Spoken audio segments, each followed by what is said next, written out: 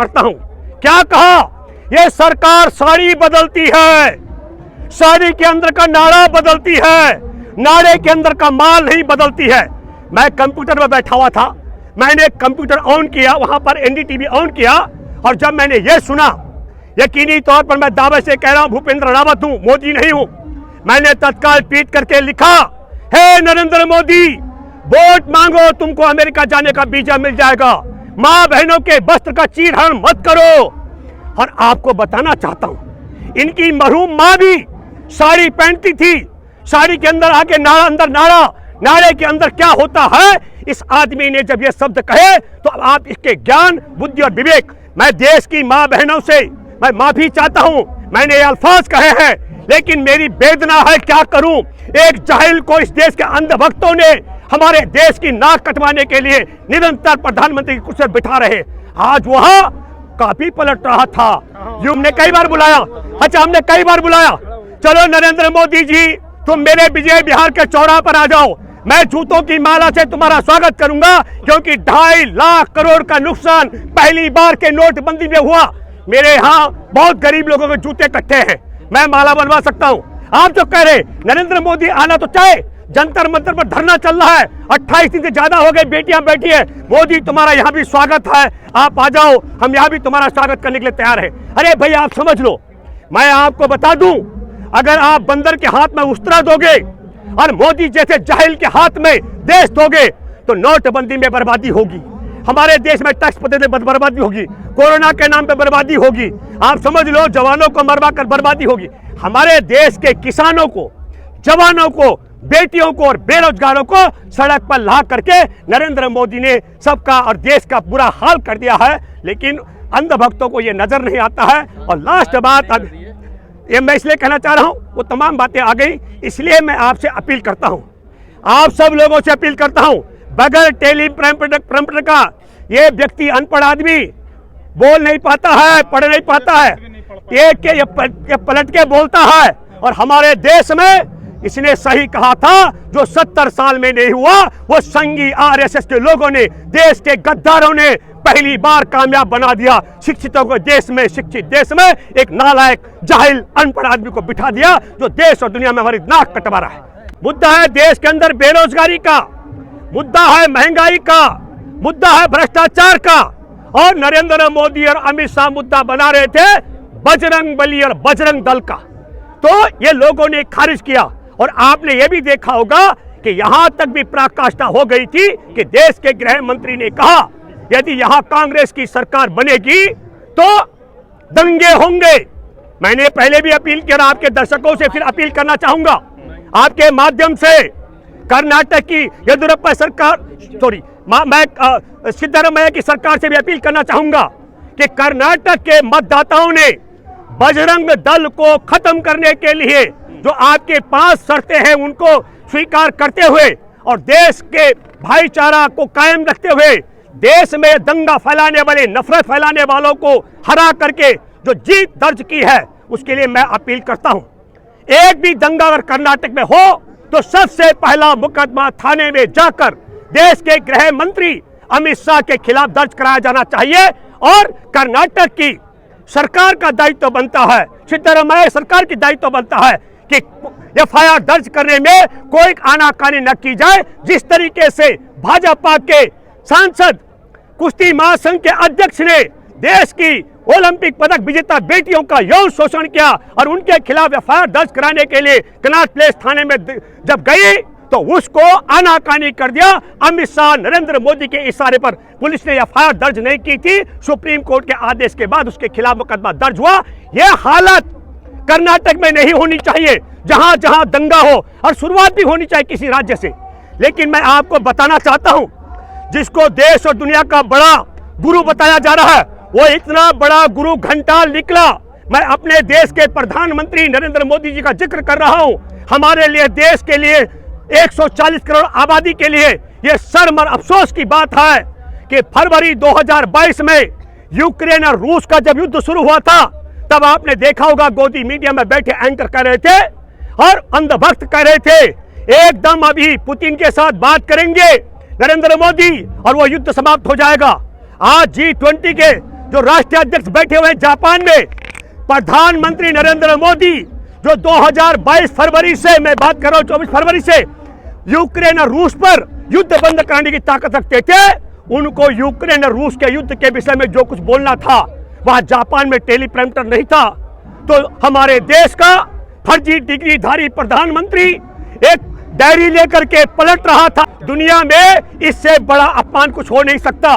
अगर हमारा देश, मैं ये बात इसलिए भी कहना चाहता हूं, हमारे देश के अंदर तुलना होती है मनमोहन सिंह जी के साथ में फर्जी डिग्री वाले की। मैं आपके माध्यम से एक बात कहना चाहता हूं, मेरी छाती पर बोझ रहेगा जब तक मैं जिंदा रहूंगा। जिस समय गुजरात का मुख्यमंत्री की हैसियत से दिल्ली के जापानी पार्क में चुनाव की रैली को संबोधित करने के लिए नरेंद्र मोदी पहुंचे थे, नरेंद्र मोदी ने क्या शब्द कहे थे? मनमोहन सिंह जी इस समय ओबामा के यहां थे अमेरिका में, और ओबामा ने प्रोटोकॉल तोड़ा था।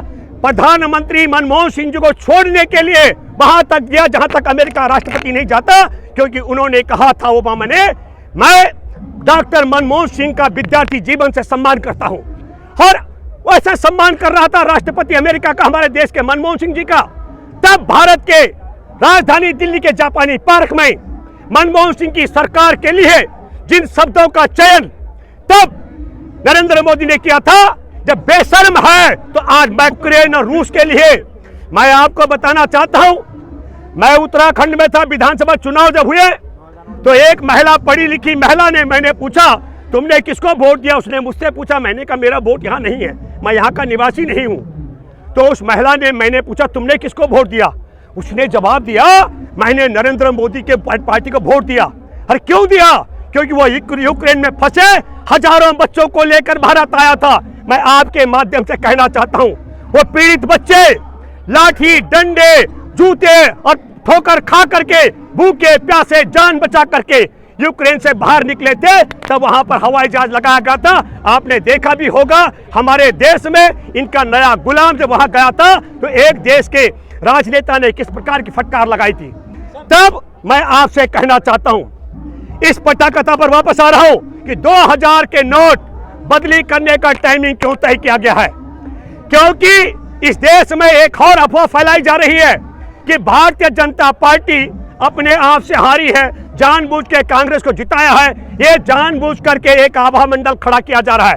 कर्नाटक की हार से भारतीय जनता पार्टी के गठबंधन की सरकार का, या मोदी की सरकार, आरएसएस के मंसूबे पर पानी फिर गया है। राज्यसभा में संतुलन बिगड़ गया है और राज्यसभा में अब इनका अल्पमत में आ गया।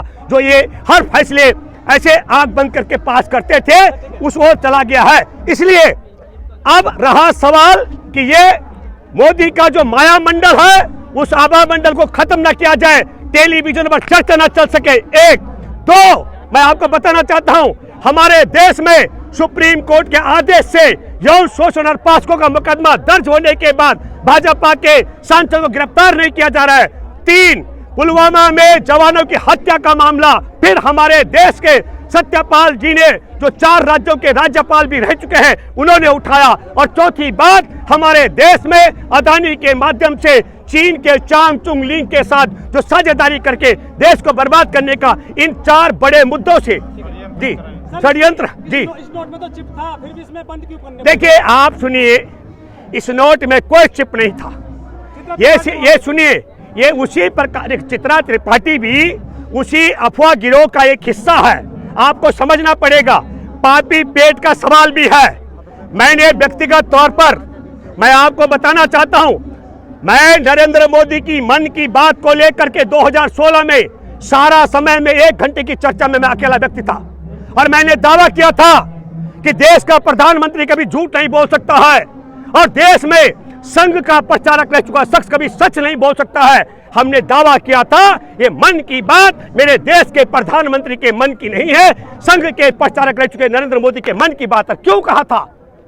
मैंने इसलिए कहा था, ये व्यक्ति 2016 से 10 साल पहले से 125 करोड़ आबादी बताता था।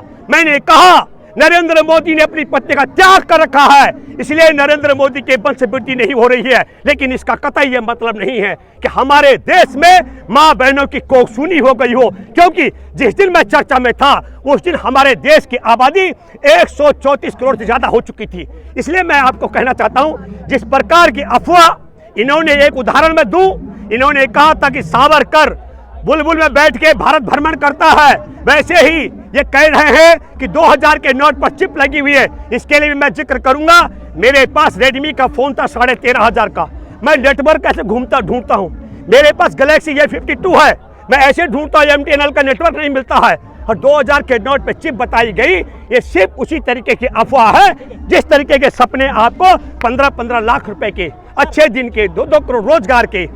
हाँ। मोदी जी ने कहा था 2016 में जब नोटबंदी होती, यदि नोटबंदी कामयाब नहीं होती 50 दिन बाद मुझे चौराहे पर बुला लेना। दूसरा 2000 का नोट बदली करना, इससे क्या होने वाला था कि 20 तारीख को कर्नाटक में सरकार बन रही थी कांग्रेस की, और कांग्रेस की सरकार जब बनती थी तो पूरी चर्चा होने वाली थी कि किस तरीके से 40 से ज्यादा सभाएं नरेंद्र मोदी ने की, और जिस जिस क्षेत्र में नरेंद्र मोदी ने सभा की वहां पर 65 से 67% हार का मुंह देखना पड़ा भाजपा को। यह संदेश जाने वाला था।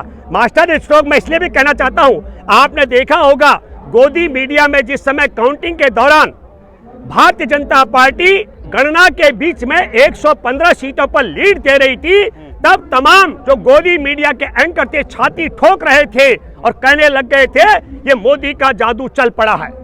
और जैसे ही वो आंकड़ा नीचे गिरा धड़ाम से, तत्काल मोदी आउट हो गया और वहां पर जेपी नड्डा को खड़ा कर दिया गया, कहा गया कि नड्डा की ये हार है।